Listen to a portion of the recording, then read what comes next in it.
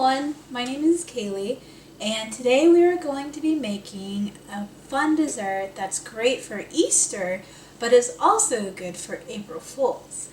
What we're going to be making is cake-filled eggs. Now this variant is for Easter. If you're going to make the April Fool's one, then you won't want to dye it because you'll want it to look like a normal egg. If you're wondering why I'm wearing my uniform, if you haven't watched before, then it's because I am on duty for the next 48 hours and I have to be ready to go. So I have to have my uniform on. Sorry. Alright, so I hope you guys enjoy the video and enjoy making these cake-filled eggs. Alright, so the things you're going to need, and there's quite a few things, so you might want to jot this down. You will need eggs. You will need your cake mix. You can use homemade cake mix, or you can do like I'm going to do and cheat and use the box. If you do, make sure you have all the ingredients on the back, which includes this oil, eggs, which we already have, and water. You will need a bowl, spatula, and a whisk to mix up your cake mix. You will need a pot filled with salt water. You will need some kind of container to put your eggs in because you don't want to waste all those eggs. I'm going to use these ice cube trays. I've heard that 3 cubes equals 2 eggs. You will also need a cupcake pan and some foil wrap. Now if you do decide to go ahead and dye your Easter eggs, you will want some boiling water to put inside a glass or a cup, like a mug.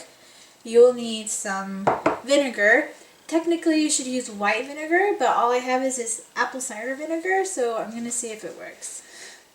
And then you will need your food coloring.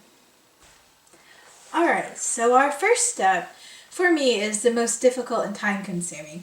And what we're going to need to do is you're going to need your egg.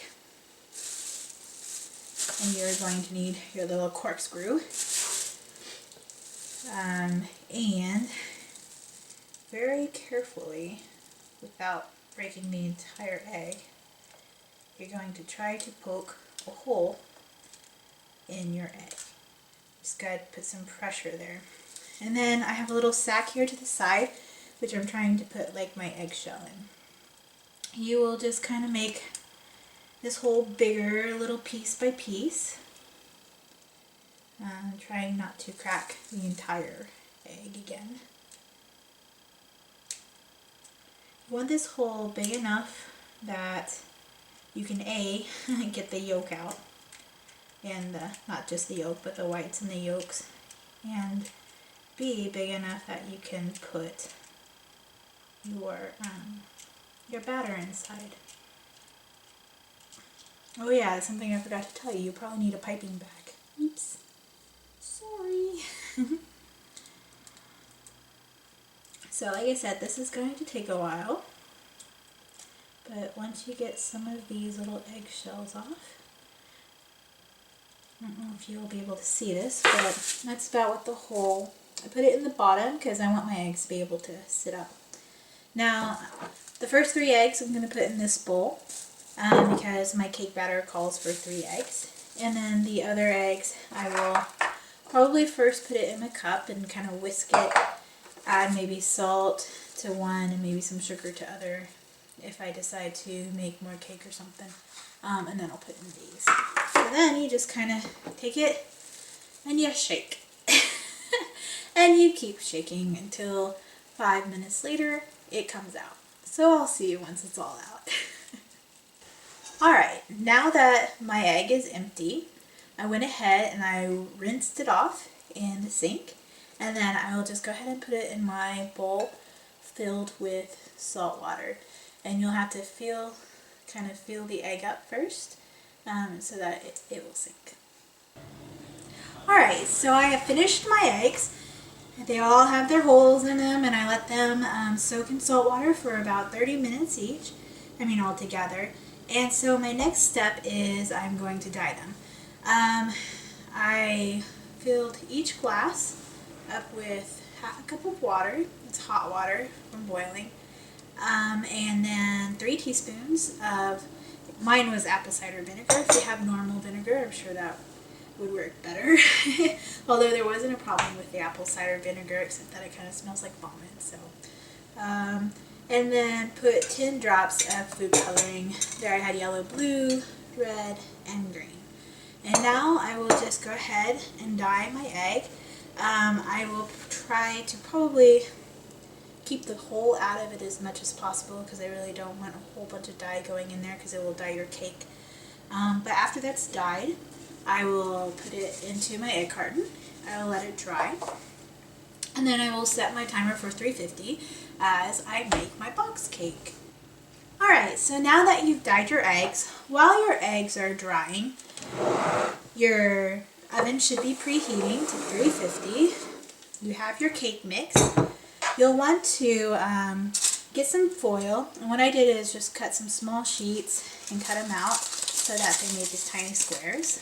And then just kind of shove them into your pancake pan. Now I'm going to use these just because I want to, and because I'm going to use the other one for pancakes. I have my reasons, but it's not important. A normal pancake pan or cupcake pan will work fine. This foil is just going to help my egg to stand up once it's full. Okay. The other thing you'll want to do while your eggs are drying is you'll want to get a piping bag. If you don't have a piping bag, you can use a large Ziploc bag. You'll want to cut a hole big enough that you can put one of these little tip things in. I think it will work best with the tip, just so you can kind of stick the tip into the egg as you're pushing the cake through. So you'll want to put this in a glass. It will kind of help with getting the batter into the cup or your piping bag. Alright, next you will, so very carefully, start filling up your piping bag. And you can always add more, so don't feel like you have to add it all right now.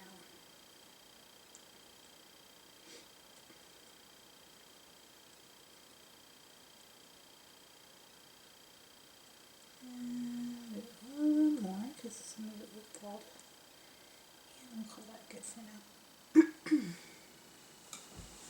Alright. How this is going to work is you'll need a cupcake holder. I'm going to drop some of that batter down and kind of twist the top. Okay, like so. Oop, then look, the batter is already coming out, which is good. That means you won't have to squeeze too hard. Take your egg, let me try to get this in here, and you'll want to fill this up to about 2/3. Alright, you're just really going to have to kind of judge what 2/3 is. Alright, I'm going to call that 2/3, and I'm going to kind of, there's my oven. Wipe up the sides when I'm done. And it just sits right in there, like that. And then you'll pop it into the oven for 20 minutes. Alright, so now that my eggs have come out of the oven and they've completely cooled, I scraped off the excess batter that had overflowed, and then because I'm giving these to my friends, I wanted to transport it pretty easily, and I decided to put them in these large cupcake wrappers. I put some icing on the bottom, and then I stuck the whole side, the side of the egg with the hole in it, down into the icing so that all you will see is the egg like this. If you decide to do this for April Fools, I recommend not coloring your egg, for one, because then it just looks like a normal egg, and two, when you kind of scrape off the batter, it also takes off a little bit of that color. So, alright, I hope you all enjoyed this. Happy Easter and happy April Fools!